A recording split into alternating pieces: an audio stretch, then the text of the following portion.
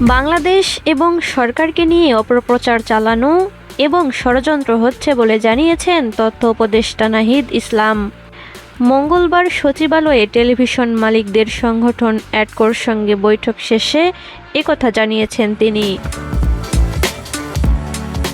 উপদেষ্টা নাহিদ বলেন, অভ্যুত্থান এবং সরকারকে নিয়ে সামাজিক যোগাযোগ মাধ্যম এমনকি আন্তর্জাতিক মিডিয়াতেও অপপ্রচার চালানো হচ্ছে, ষড়যন্ত্র হচ্ছে। পাশের দেশের বিভিন্ন মিডিয়াতেও অপপ্রচার চালানো হচ্ছে।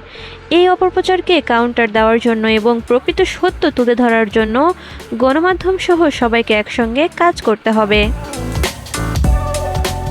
তিনি বলেছেন, গণমাধ্যমের স্বাধীনতা নিশ্চিতে সাইবার সিকিউরিটি আইনের মতো অন্য আইনও পর্যালোচনা করা হবে।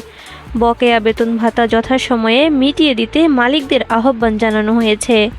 সচিবালয়ে যাদের কার্ড বাতিল হয়েছে তাদের বিষয়ে কোনো ভুল হলে পুনর্মূল্যায়ন করা হবে।